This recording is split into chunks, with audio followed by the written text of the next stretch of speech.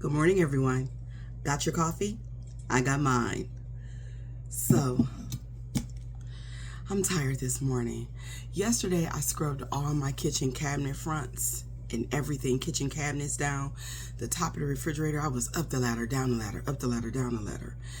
And today, I have to pull out the stove and the refrigerator and sweep and clean behind those and then get that kitchen floor mopped up, and then my kitchen shall be done. I got to do the shelves, but that goes without saying. Not the cabinets, but the shelves, the actual shelving in the kitchen. Anyway, listen, enough of that. Y'all see where that guy shot up Manhattan? The NFL headquarters, some sort of division of NFL, and Blackstone? Yeah, here's the thing about gun violence and things of that nature. When we don't handle what we don't get a hold of in one community, will eventually spill over into another community. Eventually. That's why when we see it happen in one place, in one way, we need to do something about it. And if we let the problem go, the problem will only get bigger. That is the truth. That is the truth. Some problems, some people in this country think that gun violence is different, just because it looks different in different places. Like when you see it in the inner cities of America and white folks thought it wasn't their problem, why it was so much inner city violence. And then people in the inner city the good citizens tried to stand up and they said, give us some help mitigating this issue. We need help. And everybody ignored it because they just felt like it was black folks killing each other. Then fast forward years later, and even though this gunman was black, this one was black, most of your lone mass shooters are white. So it's the same problem, gun violence, just looks a little different. Same thing with drug problems. Remember the crack epidemic in inner cities? And we needed so much help then, and we got no help. But then when the opioid epidemic hit, same problem. It just looked a little different, but it was the same problem. Two wings of the same bird. And then they stopped criminalizing drug use. And these people were sick and had a problem. And they got rehab and resources and all kinds of things, to help them navigate around that problem, that issue. That community got help. And when that community gets help, then other communities can benefit too. Isn't that always how it's supposed to be?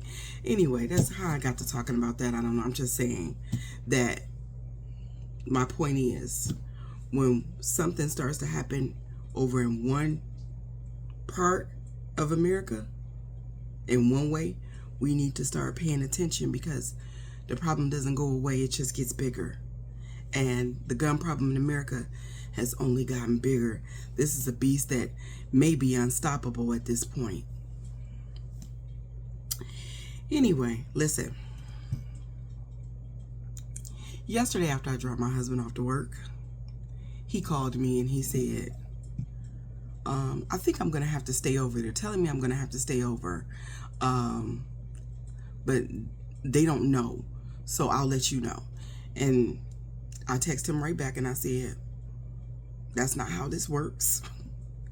Sometimes when you're a part of a couple, you have to help your other half, your significant other, stand up on business. And yesterday I had to do that. Now, don't get me wrong. There have been times when I have slipped and my husband has had to help me stand on business. And the way he does that is he will say things to me like, you don't need this in your life. Sometimes a person, closest to you can see a problem a lot better than you can, someone that's close to you. And my husband, he is a full-time worker. He is supposed to work 40 hours a week. And He has not worked that in weeks. They have been playing with his hours at his job so hard and so long. Mind you, he signed a contract when he got hired at his job when we moved here 5 years ago. Well, 6 years ago. He's been at this company for 5 years. He signed a contract that said he was a full-time worker when he got his offer letter. And they will take him down to 32 hours in a week in a heartbeat with no warning. And this current week coming up, he would have only been on the schedule for 26 hours. And I told him, no, this is something that you need to think about. First off, tell them, hell no. No. Because they've been playing with your hours. And what they do, now mind you, my husband is not like a single mother with small children. And our house note, I told you the other day, is just under $500 a month. If we were some people who had to pay these regular current rental rates, we'd be in a lot of trouble fucking around with his job. And I worry because it's getting ready to be the first of the month. You know, I always worry about these young mothers and single people and young men who have to make rent every month with these rents being so high. And first of all, they don't pay him what he's worth. They don't give him his worth. They cut his hours drastically. And they starve these people out so that when they dangle a crumb like an extra hour out there, it looks like they're giving them something when they're literally giving them nothing. It looks like a piece of the pie when really it's just a crumb. They starving them. They keeping them hungry. And when you keep people hungry like that, they'll do anything under the illusion that they are helping themselves in the long run. Now, I told my husband, I said, I know that your boss is a great guy. You like your immediate supervisor. I said, but he's still a part of the corporate machine. He says, no, it's not him that's asking. It's his boss. And the reason why she was asking is because the big bosses were due to come in to the facility. I said, I don't care. I don't care who show up. You tell them they scheduled you to 4. You leaving at 4. I'll be there to pick you up at 4. You know, don't get me started. But when corporate America, because he works for a big corporation, when corporate America started busting up the unions, Americans never should have went for that shit. I'm a member of one of the strongest unions in this world, the UAW. And I can remember intense negotiations that left me and my family very uncomfortable for long periods of time when we had union disputes, labor disputes. But at the end of it, we knew we were going to win. It's only one time that I can recall that we lost. I mean, they didn't take anything from us, but we didn't gain anything from us because we didn't have a lot to negotiate with. But when those companies are doing really well and they're making money hand over fist, you need those unions.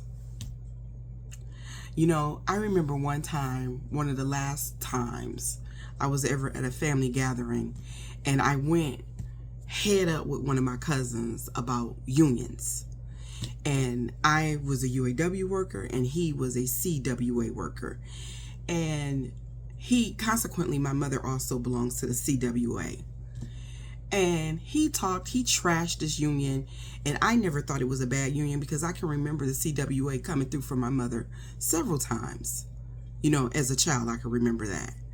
And he trashed his union, said his union wasn't shit. And here's the end of the day for anybody who thinks like that. And this is just facts. And you may not like what I'm about to say, but it's the truth. A union is only as strong as its membership.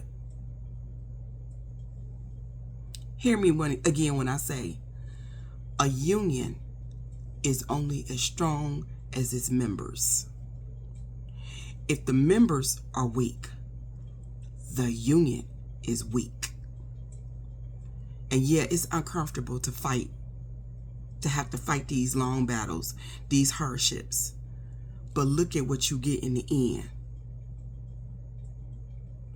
Even if you're not a part of a union right now, I guarantee you there are things that you enjoy because unions fought for them.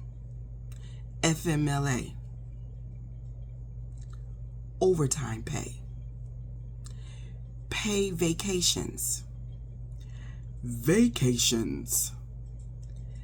healthcare, vision, dental, all that shit started with unions fighting for it first. Thank a union member. Y'all allowed these unions these corporations to crush your unions. You know, I remember before we left Michigan, my husband's company, the members, they were trying so hard, not the people in the company, the workers, but one of the unions was trying to get them unionized. And I remember union members coming to our house a couple times because he was one of the few people that was actually interested in doing it. Well, the thing that the company kept going at them about was, they're going to take money out of your check. You're going to have to pay union dues. I never even missed them little union dues. Every now and again, I glance at my check and I realize it was a few cents short. And I'd be like, few dollars. I said, union dues must have came out. And I thought, yes, first of the month. First Friday of the month, union dues came out. You barely even missed that money. When I think about how many times the UAW saved my job, because honey, let me tell you, I went into that company meek and mild, into Chrysler, meek and mild. I came out one of the loudest mouthpieces ever. When it came to standing on business, negotiating, advocating, I got great at it. I knew that membership, the rules, I understood the politics of it. Y'all never should have let the corporations crush the unions. The unions are for the workers. They are to protect the workers. And that's why your hours are able to get cut right now. That's why they're able to cut your benefits. That's why they're able to fuck over you. And that's why when they hand you a crumb, like an extra hour, it feels like they got you so starved. It feels like you're getting a piece of the pie when really it's just a crumb. I told him, hell no. At this point, an hour ain't gonna make or break us. Come on home. And he was like, okay, babe, I'll be there at 4. I'll be outside at 4. And I picked him up at 4 o'clock.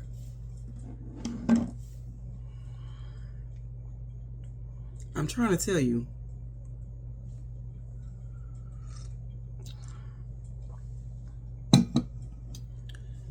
unionizing is the way to go. If you have the opportunity to unionize. But starting a union is hard. You see what's going on with Amazon. Starting a union is hard. It's hard. You know, you're going to have to sacrifice a lot. But at the end of the day, all you have to do is stick the fuck together. Ride it out. Solidarity. And you'll get what you're supposed to get. Ain't no way companies like Amazon and Walmart and Target shouldn't be paying their workers profit sharing. They should be sharing the profits. And that's how these companies get away with not doing it. Busting up the unions was the worst thing Americans could have allowed to happen to themselves. Busting up the unions. It's ridiculous. How do people, workers, let themselves get talked out of not doing what's in their best interest? Unionizing is in the best interest of the American worker. The only way that doesn't work out for you is if you're blue collar or corporate. That's the only way. Other than that, a union is the way to go. But anyway, enough of that. I don't have a whole lot today. But you know something? Let me tell you. I don't know why so many people play with me. Because I really am not to be tampered with. when you play with me, I always, and and I usually 9 times out of 10 I give people a warning. Don't play with me. I'm not really for you to trifle with. And what do? They trifle with me. And then what do? I cut off all their access to me. I completely shut down. I cut off all access to me. And then what do? Well, what did I do? Well, what did I say? Well, I don't understand why you're not talking to me anymore. Well, I don't understand what I did. I don't understand how we got here. All you got to do, be careful with how you handle people. Don't play with people just because you think that you can. You never know which bridge you're burning. Because once you burn a bridge down, baby, you can't go back over it again. To cross to a better side, to help yourself. Because you don't never know what that bridge got to offer you. Don't burn a bridge unless you got to burn a bridge. Now, if you got to burn that motherfucker, I'll give you the match. Because back in the day, honey, I used to burn bridges, but I burn them left and right now. As necessary, as needed, as called for. I go around. Usually the bridges that I burned, they weren't helpful anyway. They weren't taking me no place anyway.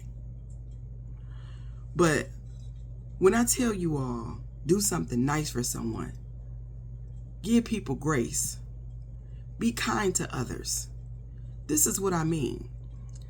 Don't burn your bridges. Because you will come up against someone like me who won't give a damn, who can shut down their emotional cells from you, decide that they are better off without you. And then the next thing you know, enough people have done that to you to where you don't have a village to turn to when you need a village. Because that's what the fuck happened to the village. You just not smart enough to understand that that's why you ain't got a village. It ain't the village, baby. It's you. It's you. That is all that I have for today. Anyway, do something nice for someone. Don't burn bridges that are not necessary. Treat everyone with kindness, dignity, and respect as long as they allow for you to do so. Show a little grace when you win and where you can. And don't make shit harder for other people. If you can give them easy, give them easy. If you would like to support the Library Pantry, I will leave my Cash App and Venmo down in the comments. If you would like to support the platform or The Great Escape, same deal. I will leave my Cash App and my Venmo down in the comments. Y'all have a great and productive day. Be righteous out there.